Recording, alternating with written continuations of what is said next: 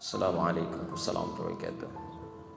Saya seorang pedagang, tolong berikan nasihat agar bisa mengikuti sahabat Rasul seperti Uthman bin Affan, Abdurrahman bin Auf, Baik, terima kasih. Baik. Ini yang bertanya nampaknya beruang ya. Boneka beruang. Alhamdulillah, beruang. Ya, orang yang ingin berdakwah lewat harta yang Allah titipkan. Caranya gampang. Caranya kalau ingin ikut Uthman, ikut Abdurrahman bin Auf, ikuti sirahnya. Keluarkan sirah Uthman itu seperti apa. Sekarang banyak buku-buku tentang Uthman, mengeluarkan dari sejarah, dari hadis dan sebagainya. Siapa itu Abdurrahman bin Auf? Hal pertama yang mereka berdua lakukan adalah mengamalkan nasihat Nabi terkait membangun hubungan baik dengan Allah. Jadi Uthman, Abdurrahman bin Auf itu dua-duanya sama-sama diajak Abu Bakar As-Siddiq, dan sama-sama termasuk golongan 40 orang yang masuk Islam pertama kali, masuk as-sabiqunal awwalun. Yang pertama dilatih oleh Nabi bukan teori bisnis, tapi membangun hubungan baik dengan Allah yang menguasai segalanya. Yang punya rezeki siapa? Teorinya kan begitu. Yang punya kemudahan solusi siapa? Allah. Pengentas kesulitan siapa? Allah. Sekarang Anda ingin mendapatkan limpahan rezeki, pengen bisnisnya lancar, nggak terjebak dengan kesulitan yang sulit diatasi, tapi jauh dari Allah, bagaimana itu bisa selesai? Karena itu kalau ada orang-orang yang jauh dari Allah dan dia mengandalkan kekuatan dirinya, kadang-kadang dibiarkan oleh Allah, ayo sampai kamu merasa mampu itu, sampai akhirnya lisan Anda berkata ya Allah, oh kan? Ya, karena itu apa yang terjadi? Yang mereka bangun adalah hubungan baik dengan Allah dulu. Perbaiki sholat. Dicek di kitabnya At-Tibyan fi Adab Hamalatil Quran, Al-Imam An-Nawawi itu sampai merangkum kebiasaan Uthman bin Affan, Abdurrahman bin Auf, Tamim Ad-Dari. Apa kebiasaan mereka? Tidak pernah meninggalkan tahajud dan dekat dengan Quran. Itu sampai mereka sukses pun, ketika di Madinah itu sukses bisnisnya, tidak ada yang melampaui kegembiraan mereka kecuali menunaikan sholat tahajud di malam hari sampai khatam Al-Quran. Jadi itu sesibuk-sibuknya masih sempat tahajud, sesibuk-sibuknya. Makanya kekayaannya dianggap biasa oleh mereka. Abdurrahman bin Auf itu pekerjaannya sebulan itu kalau dari hasil penghasilannya itu masih bisa dibagi dengan penduduk Madinah. Sepertiga dari penduduk Madinah itu ada yang dibantu oleh beliau untuk dilepaskan dari utang-utangnya. Sepertiganya lagi diberikan pinjaman modal untuk berusaha. Sepertiganya lagi yang tidak punya kemampuan keras untuk bekerja disantuni. Jadi semua penduduk Madinah itu mendapatkan bagian dari santunan Abdurrahman bin Auf. Ya, Abu Talhah itu paling kaya di Madinah, tapi ketika dibutuhkan oleh agamanya apa aja bisa diinfakkan. Uthman gak usah ditanya. Ya, aset-asetnya kalau perlu ada yang susah untuk masyarakat dibeli oleh beliau, diwakafkan. Itu kan kisah sumur itu, ya. Kisah kebun itu yang sekarang jadi penginapan yang viral itu pekerjaan mereka. Bagaimana itu bisa terjadi ketika hubungan dekat dengan Allah itu terjalin? Karena itu kalau kita ngaji Kitabul Buyu', bab tentang bisnis, sebelum nyampe ke sana kan dibuka dengan Kitabul Iman, Kitabul Ilmi, Kitabul Shalah. Imannya perkuat dulu, belajar ilmunya yang kuat, ilmu manajemen bisnis, ilmu dagang, supaya tahu bagaimana Islam memberikan spirit kepada perdagangan dan bisnis. Jangan menipu, jangan curang, ini strateginya. Bagaimana bikin objek kita mudah dikenali masyarakat, bagaimana orang senang dengan produk kita, bagaimana orang-orang itu melihat produk itu dengan hati, bukan sekedar dengan pikiran. Jadi begitu datang tuh udah nggak nawar lagi, itu ada. Ya, membangun trust teorinya bagaimana ada. Tapi setelah Kitabul Iman, Kitabul Ilmi, baru kemudian masuk kepada jembatan-jembatan yang kuat. Kitabul Shalah, sholatnya isi. Kan nanti ada sholat-sholat tertentu yang mensupport kepada lapangnya rezeki, seperti sholat duha. Tapi bukan berharap dengan sholat itu ditarik ke dunia, bukan. Otomatis tuh kalau sholatnya benar, Allah lapangkan rezekinya. Ada yang terkait dengan perlindungan. Jangan dikira bisnis ataupun bahkan berdagang akan sepi saingan. Kadang-kadang teorinya, ini di Quran isyaratnya sampai di hadis, akan ada persaingan-persaingan yang kadang-kadang kasar sifatnya. Ada yang ingin menjatuhkan, menyingkirkan, bahkan ingin menzalimi, itu akan ditemukan. Ya, orang Yahudi itu kan dendamnya kepada Nabi saat di Madinah, salah satunya karena faktor bisnis. Di ekonomi, Nabi membuat stabilitas harga supaya masyarakat mendapatkan keadilan sosial dalam konteks berekonomi, supaya stabil. Mereka bersikap monopoli tadinya. Sudah 600 tahun berhasil monopoli di sana, distabilkan lagi oleh Nabi, marah mereka. Ya, ketika marah itu merasa bisnisnya terganggu, padahal Nabi ingin menerapkan keadilan sosial pada masa itu. Maka dibuatlah kemudian makar-makar dan sebagainya, dibiayai orang-orang tertentu untuk menyakiti Nabi. Itu bisa terjadi. Nah, nanti ada teori-teorinya seperti apa supaya dilindungi. Tahajud itu mendatangkan perlindungan dari Allah, bahkan membimbing Anda untuk bersikap proporsional dan profesional. Nanti ada di Quran surah ke-17 ayat ke-79 sampai 81, termasuk 4 keutamaannya. Rabbi adkhilni mudkhala sidqin wa akhrijni mukhraja sidqin waj'alni min ladunka sultanan nasira. Nah, jadi prinsip yang pertama, kita harus punya komitmen yang kuat dengan Allah. Kata Allah, kerja ya kerja. Kata Allah, usaha ya usaha, jangan diam. Di usaha itu sepanjang keluar yang disebut usaha dari dalam tubuh kita, kaki melangkah, tangan bergerak gitu kan, kemudian mulut berbicara, bersuara atau telunjuk menunjuk aja, ada usaha, rezeki turun. Tapi ingat, usaha Anda tidak akan selamanya ada di atas. Mungkin suatu saat akan turun. Kan? Mungkin Anda ada di puncak. Mungkin suatu saat Anda turun, mungkin kadang ada di puncak, kadang stabil aja. Tapi kalau Anda melihat peluang, cepat kejar selama peluang itu baik. Itulah yang dimaksud kompetisi yang sehat. Ada paten kejar, ada tender, ikut tender dengan cara yang baik, cara yang normal, ikut. Kalaupun bukan rezeki Anda, nggak ada masalah. Saya kasih rahasia besarnya. Sepanjang Anda betul-betul ikhtiar dilakukan karena Allah, maka perhatikan baik-baik. Kadang-kadang Allah seakan menunda apa yang menjadi hak Anda, bukan ingin menunda dan membiarkan Anda tidak mendapatkan sesuatu, tapi ingin memberikan semua nikmat secara sempurna. Karena di atas itu ada nikmat pahala, ada nikmat doa, ada nikmat istighfar, ada nikmat usaha, dan nikmat hasil yang tiada terputus. Lihat sini. Kalau antum sehari berusaha, nggak dapat apa-apa. Memang, mohon maaf, hasilnya belum dapat diraih, belum dilihat tuh. Tapi bukankah pada saat itu doa antum akan bertambah? Bukankah malamnya salatnya nambah? Tahajud? Bukankah di situ kadang-kadang kita istighfar, ya Allah? Teman-teman, bukankah istighfar menggugurkan dosa? Bukankah berdoa menambah harapan, mengakumulasikan sesuatu? Bukankah tahajud menambah pahala lagi? Kadang-kadang yang diinginkan oleh Allah pertama kali bukan dunia dulu. Ketika Allah mencintai seorang hamba, dia akan berikan pahala akhirat dulu.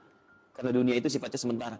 Hei fulan, kamu kemana aja? Kemarin kamu jauh dari saya, baru sekarang kamu pikir dekat dengan saya. Saya nggak pengen kasih dunia dulu, dunia itu kecil. Kalaupun di seekor sayap samuk sebelahnya, sebelah sayap nyamuk ada dunia itu ada nilainya, saya kasih buat kamu deh, gak ada nilainya. Ya, karena itu saya ingin kamu akhirat sempurna dulu. Saya ampuni dulu dosa-dosa kamu yang kemarin. Begitu sudah diampuni, hari kedua istighfar lagi diampuni, saya kasih pahala yang banyak. Begitu pahala udah dapat, dosa udah diampuni, baru dunia diakumulasikan. Karena hukum dunia itu, kalau antum usaha akan terus diberikan. Jadi nggak ada yang nggak dikasih. Jadi kalau antum sehari bekerja ini, kelihatannya nggak dapat apa-apa. Bukan nggak dapat apa-apa, disimpan untuk diakumulasikan. Nanti dosa antum tuh udah hilang, amalan udah banyak, antum dapat banyak. Kadang-kadang nggak sadar kalau saat dapat banyak itu sebetulnya itu hasil usaha antum sebelumnya. Itu teorinya begitu. Ya, jadi nggak ada yang nggak dapat apa-apa. Semua akan dinilai. Sepanjang antum bergerak dikasih, dan antum buktinya hidup juga. Sampai ke hari itu kan masih hidup, bisa makan juga di hari itu, bisa beraktivitas juga, sehat juga dan sebagainya, belum dapat apa. Makanya kata Nabi, yang hari itu ada makanan, dia orang kaya sebetulnya. Kalau besok masih ada lagi, kaya banget. Antum sampai sebulan masih ada cadangan. Ini kenapa kita mesti berkeluh kesah? Dan belum tentu hidup juga sampai besok. Yang tuh mau ngumpulin apa? Nah, maka prinsip yang terbaik adalah ketika antum berikhtiar usaha yang maksimal.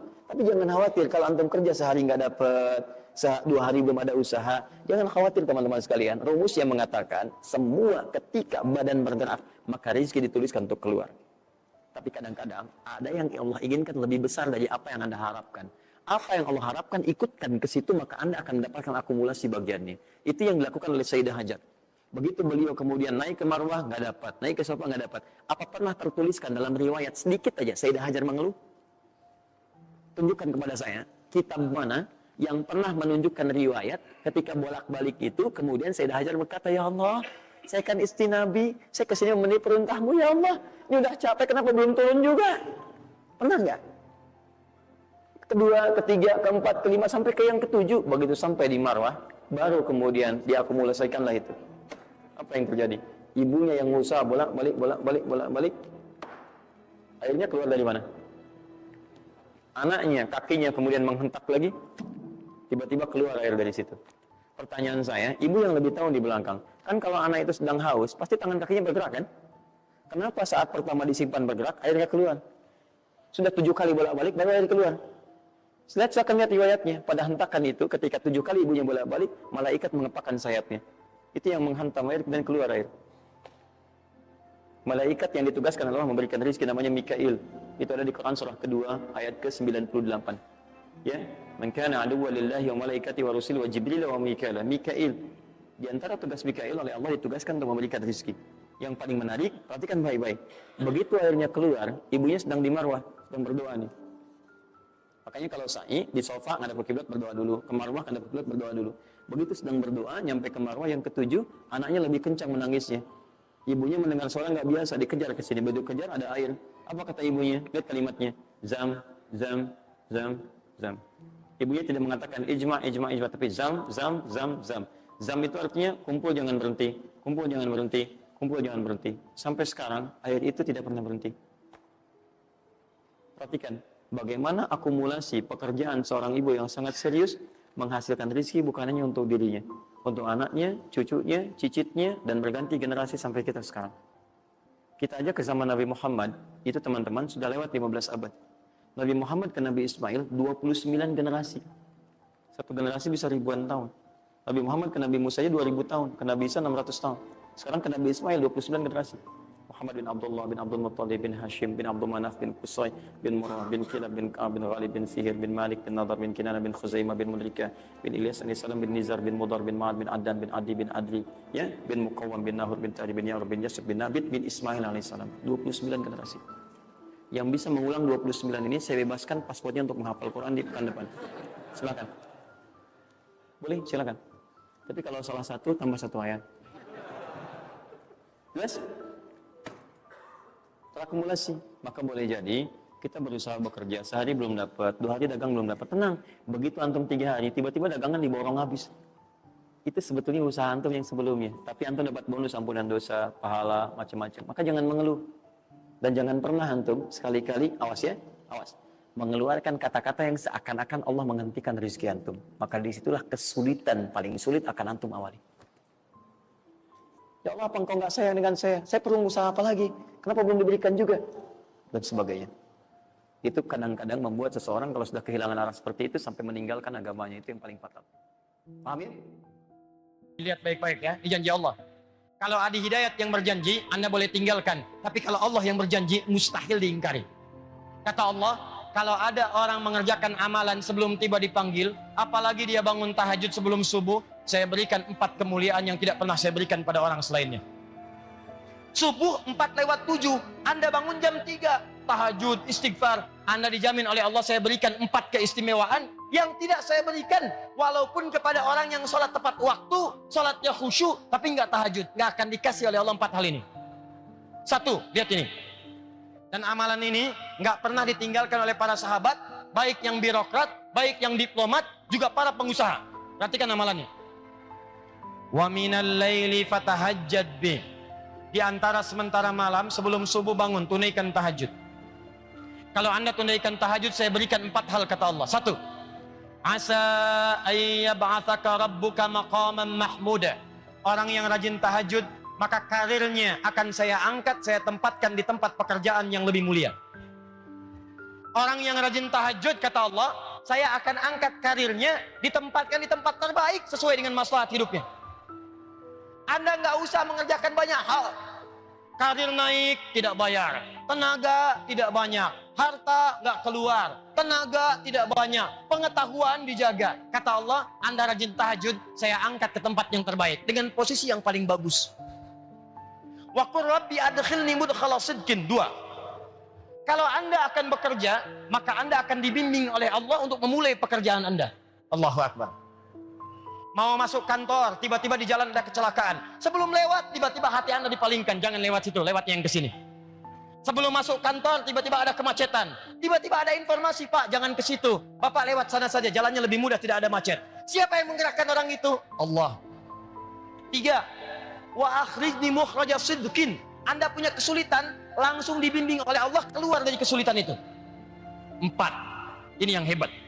Waj'alni min ladunka sultanan nasira. Kalau di pekerjaan Anda, di karir Anda ada yang jahil, ingin menyingkirkan Anda, menyungkurkan Anda, ingin bahkan maaf, ya maaf sekali, maaf, mencelakai Anda, maka yang pertama menolong, Allah langsung yang memberikan pertolongan tanpa perantara siapapun. Ayat ini turun itu saat Nabi dikepung oleh 100 pemuda pasukan khusus dengan pedang terhunus, yang kalau bahasa kita sekarang, angkatan darat punya kopassusnya, angkatan laut punya denjakanya, kemudian angkatan udara punya paskasnya. Itu 100 orang pasukan khusus, pedang terhunus. Kata sejarawan, binatang lewat walaupun lalat ketahuan. Ayat ini turun, apa yang terjadi? Allah, cuma 3 orang, Nabi sallallahu alaihi wasallam, Abu Bakar As-Siddiq radhiyallahu taala anhu, 3 Ali bin Abi Thalib. Kata Nabi pada Ali, ini Ali pemuda taat, rajin salat malam, dekat dengan Nabi. Ketaatannya dari Nabi gak pernah dibantah. Ali, kamu tidur di tempat tidur saya. Tempat tidur itu sasaran 100 pemuda, pedang terhunus, taruhannya nyawa. Tapi Ali mengatakan, bala ya Rasulullah, siap bertaruh dengan nyawanya.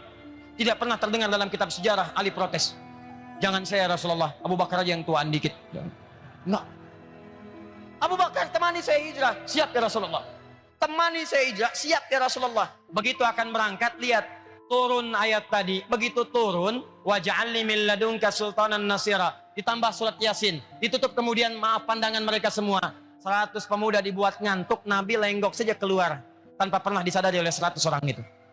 Dilindungi oleh Allah, dibebaskan bahkan dari jebakan-jebakan yang siap menghimpit beliau sallallahu alaihi wasallam.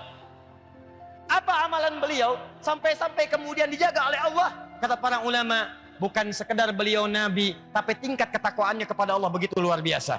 Buka hadis riwayat Al-Bukhari nomor hadis 2008, bagaimana tingkat tahajud Nabi kepada Allah Subhanahu wa taala. Datang 3 orang sahabat, namanya 1 Abdullah bin Mas'ud radhiyallahu taala anhu, 2 Hudzaifah al-Yamani radhiyallahu taala anhu, 3 Ubay bin Ka'ab radhiyallahu taala anhu. Datang semua pada Sayyidah Aisyah bertanya tentang cara tahajud Nabi sallallahu alaihi wasallam. Sa'alu Sayyidata Aisyah radhiyallahu taala anha, kaifa kanat salatun Nabi sallallahu alaihi wasallam? Kata Sayyidah Aisyah, la tas'al an husnihinna wa tulihinna. Tolong jangan ditanya bagaimana panjang dan bagusnya salat Nabi. Saya aja pernah tiduran, begitu malam tidur tangan saya bergerak kena kaki Nabi sedang salat. Tuh Anda bayangkan. Ini pemimpin, kalau sedekah 100 unta, kalau infak tak terkira, kalau emas segera dibagi, di riwayatnya bahkan di riwayat sahabat Ibnu Abbas, Nabi itu kalau sedekah nggak terkalahkan oleh sahabat-sahabat yang lainnya. Tapi kalau istirahat di rumahnya, kata Sayyidah Aisyah, saya tidur, tangan saya bergerak, terkena kaki suami saya. Saya tanya pada Anda, kalau ada seorang istri tidur, kemudian bergerak, tangannya kena kaki suami, itu tandanya ruangannya sempit atau luas? Sempit atau luas? Bukan cuma sempit, RS7. Ruangan sangat sempit sekali sehingga selonjoran saja susah. Pertanyaannya, Nabi kaya atau miskin? Ruangannya sempit, Nabi kaya atau miskin? Kaya. Kalau disebut kaya, kaya karena sedekahnya paling banyak. Disebut miskin, miskin karena tempat istirahatnya begitu sempit. Ternyata beliau miskin urusan dunia tapi kaya urusan akhirat. Malam hari, kata Sayyidah Aisyah, saya tidur, tangan saya kena kaki Nabi. Saya bangun, saya lihat kakinya sudah bengkak. Padahal baru rakaat pertama. Rakaat pertama kakinya bengkak. Bertanya Sayyidah Aisyah, ya Rasulullah, afalam, ya Rasulullah, lima hakada, kenapa mesti begini? Alam takut madmunan, bukankah engkau dijamin masuk surga? Engkau belum wafat, surat surga sudah turun, inna a'tainakal kautsar. Ya Rasulullah, kenapa mesti begini? Alam takun ma'suman, bukankah kau dijaga dari dosa? Engkau maksum, madmun bil jannah. Kenapa mesti tahajud sampai bengkak-bengkak kakinya ya Rasulullah? Kata Nabi, afala akunu abdan syakura? Apa enggak boleh aku jadi hamba yang bersyukur? Penasaran 3 sahabat tadi, diikuti Nabi besok harinya, sholat di belakang Nabi. Pertama Hudzaifah, begitu sholat di belakang Nabi, kata Hudzaifah, aduh, Masya Allah. Tidak ada sholat yang paling indah kecuali sholat di belakang Nabi. Kalau beliau berdoa tentang surga, umat didoakan masuk surga. Kalau beliau sampai di ayat neraka, berlindung supaya umatnya nggak ada yang masuk neraka. Kalau beliau ada di ayat doa, beliau memanjangkan doanya, bermohon kepada Allah. Tak terasa rakaat pertama 100 ayat Al-Baqarah, kata Hudzaifah. Besoknya Ibnu Mas'ud penasaran, Abdullah bin Mas'ud ikut di belakang Nabi sholat. Kata Ibnu Mas'ud besoknya, benar, tidak ada yang paling indah kecuali sholat di belakang Nabi. Saya kira 100 ayat akan ruku, ternyata diselesaikan Al-Baqarah 286 ayat. Rakaat pertama. Saya kira ruku nyambung ke Ali Imran 200 ayat. Saya kira ruku nyambung ke An-Nisa 176 ayat. Baru kemudian ruku. Rakaat pertama 5 juz 4 halaman. Nabi. Besoknya 3 orang ini gak ikutan lagi. Bukan karena capek. Kata Ibnu Mas'ud, saya itu selalu meniru di mana Nabi akan ruku. Saya menduga-duga untuk meniru dan mempraktekkan. Kayaknya sekarang ruku, bukan. Kayaknya sekarang bukan. Kayaknya sekarang bukan. Daripada saya banyak menebak, lebih baik saya sholat sendirian aja. Nanti baca kitabnya Imam An-Nawawi itu. Ya, di At-Tibyan, halaman 37 paling kanan sebelah atas.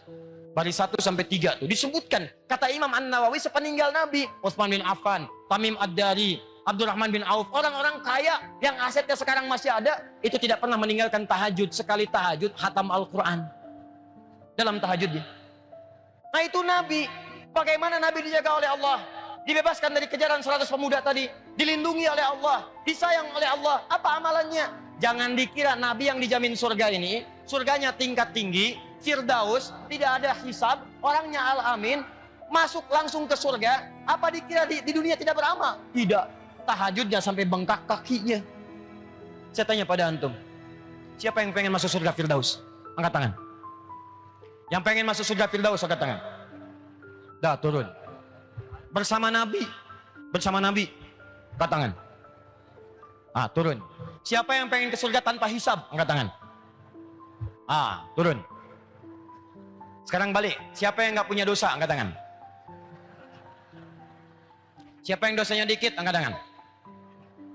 Siapa yang dosanya banyak? Angkat tangan. Ah, ulang. Siapa yang dosanya banyak? Angkat tangan. Masya Allah. Dah, turun. Siapa yang pengen ke surga Firdaus? Angkat tangan. Ini manusia paling aneh.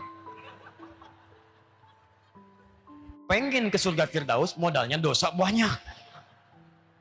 Nabi kita aja yang surga Firdaus masuk tanpa hisab ngerjain tahajud. Kaki sampai bengkak. Ente pengen ke surga, yang bangun matanya yang bengkak, kaki biasa-biasa. Di mana logikanya? Ini Pak, Bu, zaman-zaman Nabi tinggal milih mau yang mana. Gitu. Saking ringannya. Cuma mendidik untuk mendapatkan ini, itu pun butuh perjuangan. 13 tahun ditanamkan dulu akarnya dalam jiwa. Fase Mekah. Pindah ke Madinah sampai dekat dengan Allah Subhanahu wa taala.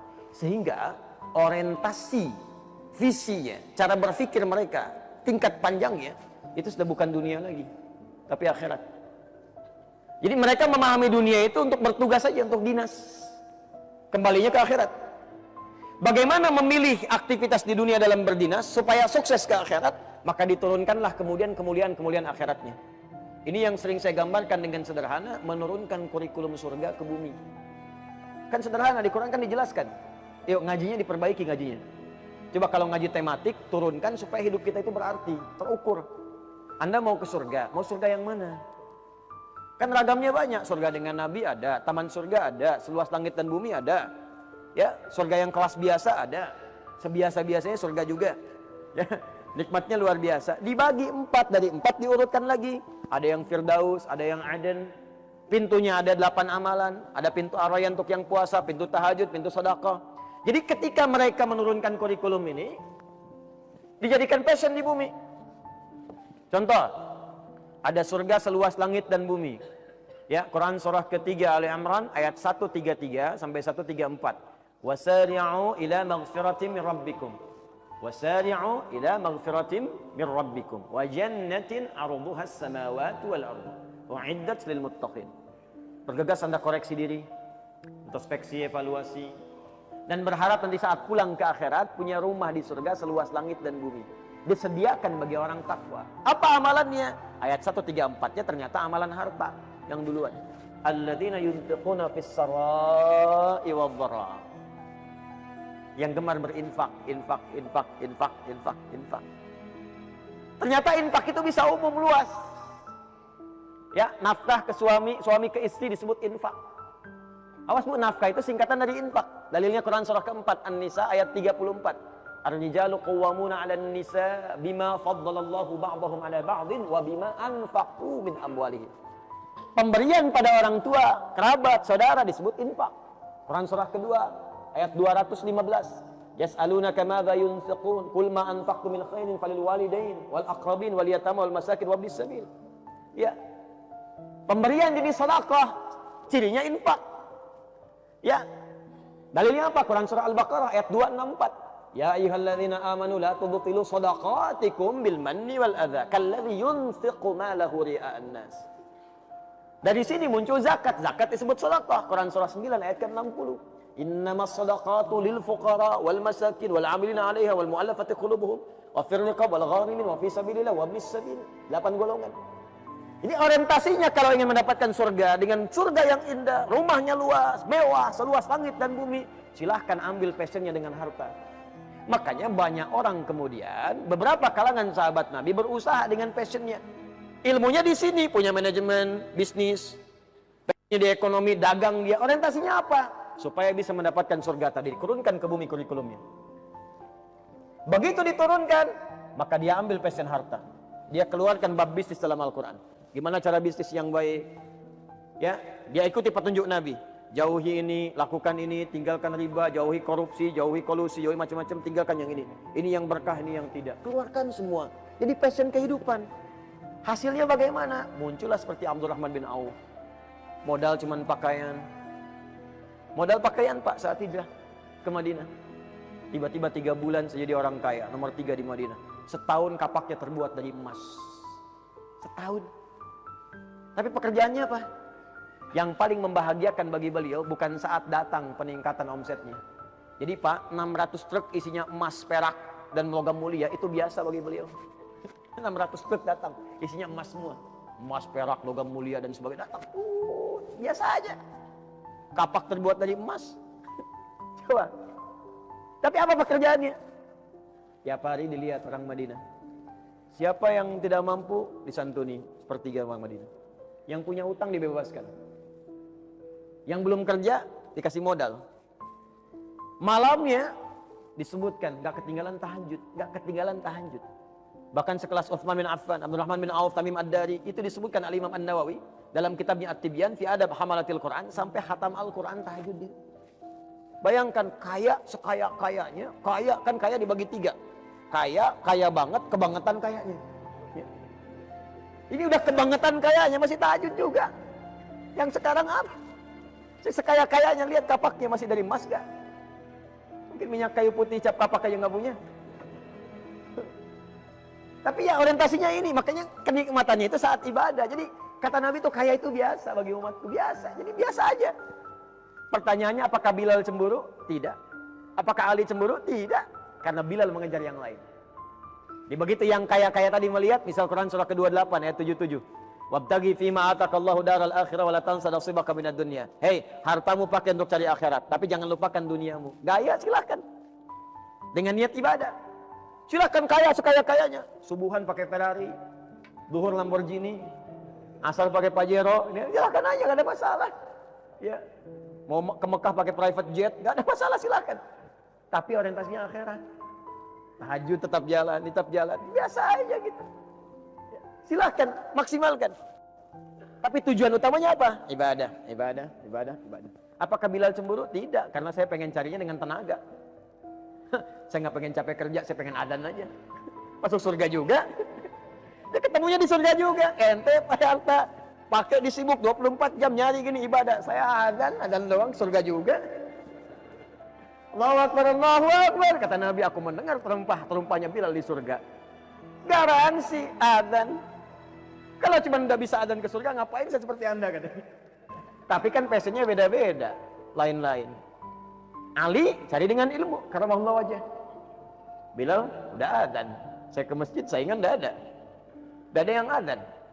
Yang kaya sudah ada, saya cari dengan pengetahuan. Maka Ali fokus kepada pengetahuan.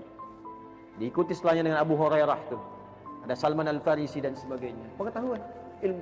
Makanya dikenal Ali itu termasuk sahabat yang jenius, Pak. Jadi ada Umar bin Khattab radhiyallahu taala anhu, Ali bin Abi Thalib, ya Amr bin As, termasuk Khalid bin Walid itu jenius.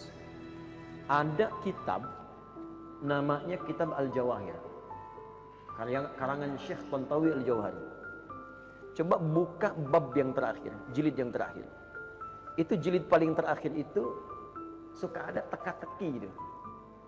Ya, teka-tekinya bukan teka-teki silang kayak yang sekarang isi kotak sekian, ini kolom sekian, miring kanan, miring atas, silang gini, tidak, bukan. Itu permainan matematika, tapi menggunakan Al-Quran dan diinspirasi dari kisah nyata. Ternyata sahabat Ali bin Abi Thalib karramahullah wajah, menantu Nabi yang paling mulia ini, itu termasuk juga ahli matematika. Tuh. Ahli tafsir iya, ahli hadis iya, balaghah paling fasih, sampai punya sekarang kitab namanya Nahjul Balaghah. Tulis Nahjul Balaghah untuk menunjukkan kefasihan sahabat Ali bin Abi Thalib. Ternyata itu pakar matematika. Dan sering saya kisahkan ini, seorang mengadu kepada kepada Ali bin Abi Thalib, mengadukan istrinya. Ya Amirul Mukminin, istri saya selingkuh. Istrinya protes, tidak ya Amirul Mukminin, saya tidak.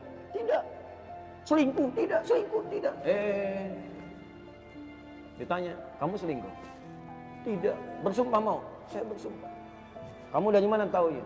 Ada saksi? Tidak. Dari mana bisa katakan selingkuh? Masa 6 bulan sudah lahiran?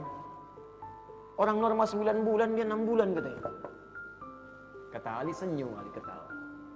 Apakah engkau tidak baca firman Allah Subhanahu wa ta'ala? Dibacakanlah Quran surah 46 itu, Al-Ahqaf ayat 15. Ya, sampai kepada kalimat wa hamluhu wa fisaluhu 30 syahr. Mengandung dan menyapihnya. Menyapih itu memberikan ASI sampai disapih selesai, itu 30 bulan. Terus kenapa? Apa engkau juga nggak baca firman Allah di Quran surah 31, Luqman, ayat yang ke-14 itu? Ya, wasainal insana biwalidayhi hamalathu ummuhu wahnan ala wahnin wa fisaluhu fi amain. Seorang ibu itu mengandungnya luar biasa sulit, berat, sampai menyapihnya aja butuh 2 tahun.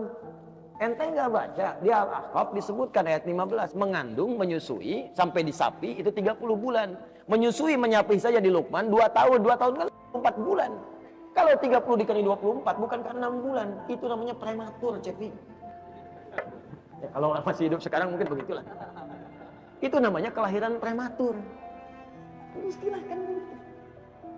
Itu orang dulu begitu, Pak. Jago-jagoan lah. Ada yang logika, ada yang macam-macam. Ada yang liberal, yang sejago-jagonya liberal zaman dulu tuh langsung sama anak kecil kalahnya. Sama anak kecil. Tokoh liberal nantangin para ulama sekota. Ya, merasa paling hebat, sama anak kecil dipanggil. Apa masalahnya katanya? Kamu yang mau lawan saya, kamu masih kecil ya. Masalahnya apa? Disebutkanlah, di mana keadilan Allah? Setan diciptakan dari api, dibalikin lagi ke api, enak dong. Kita kan dari tanah dibalikin ke api. Apa katanya supaya mendekat, begitu mendekat ditampar. Wah, wih katanya kan kurang ngajar kamu. Apa yang kurang ngajar? Sakit emang, sakit. Kok bisa sakit? Pipi kamu kan dari kulit, tangan saya dari kulit. Kan sama-sama kulit. Kalau kulit dengan kulit saja bisa sakit, bagaimana setan dari api dengan neraka dari api dengan kadar yang berbeda? Siapa anak kecil itu? Nu'man bin Thabit, dikenal dengan Abu Hanifah, yang wafat tahun 150 Hijrah. Ini hebat-hebat, Pak. Apa rahasia mereka? Mengamalkan hadis Nabi SAW. Makanya zaman Nabi yang jadi birokrat ada, diplomat ada, Amr bin As, Umar bin Khattab. Ya, tapi mohon maaf, ilmu masih tinggi, jenius juga ilmunya. Ditanya apa aja bisa jawab, hadis paham, Quran hafal, tahajud jalan. Jadi Anda silahkan mau jadi apapun yang baik-baik. Diplomat silahkan, birokrat silahkan, jadi pejabat silahkan. Tapi jadi yang baik, Pak. Sekarang kita butuh orang baik. Jadi profesor ilmuwan silahkan jadi yang baik. Karena kalau yang baiknya itu hilang, maka apa yang didapatkan jadi maksiat, jadi madorot nantinya, celaka. Tenaga silakan untuk digunakan pada yang baik-baik, mulia kok. Asal kita mau mengejar ini, surga.